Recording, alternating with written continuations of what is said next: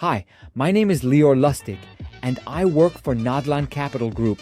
Spend a few minutes with us to receive precise, knowledgeable advice that will help you meet your real estate investment goals and guarantee a dependable and simple financing process. Markets found some short-term relief this week after Donald Trump appeared to step back from his threat to impose new tariffs on several European countries tied to their opposition to his Greenland ambitions. Stocks moved higher on hopes that a fresh transatlantic trade conflict had been avoided. Still, the relief was tempered by uncertainty as details around what Trump called a concept of a deal remained vague. Speaking to CNBC from the World Economic Forum in Switzerland, Trump said he had reached a broad understanding with Mark Rutte shortly after announcing on social media that tariffs scheduled for February 1st would not move forward. Markets welcomed the pause, but questions quickly followed about what had actually been agreed to.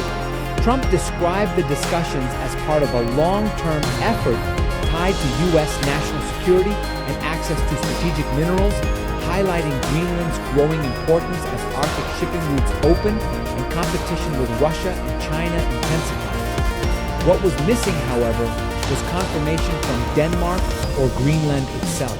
Neither government publicly acknowledged any agreement, and Rutte later clarified that ownership of Greenland was never discussed, focusing instead on Arctic security concerns. That gap has raised credibility questions. Analysts noted that a deal normally requires clear commitments from all sides, and several described Trump's comments as more of an opening position than a finalized agreement. Repeated policy reversals, they warned, risk weakening confidence in U.S. leadership and could encourage rivals to test boundaries elsewhere. Some observers believe financial markets, not European diplomacy, drove the shift. Rising global bond yields amid fears of a trade war may have pressured the White House to soften its stance as higher yields increased borrowing costs and market volatility. From that perspective, the pause was as much about market stability as foreign policy.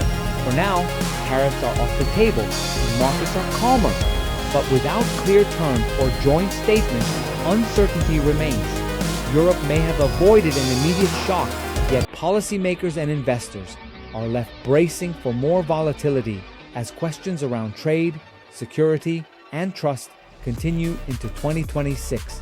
For direct financing consultations or mortgage options for you, visit Nadlan Capital Group. Contact us today for a tailored consultation, where our expert advice turns potential into profitable reality.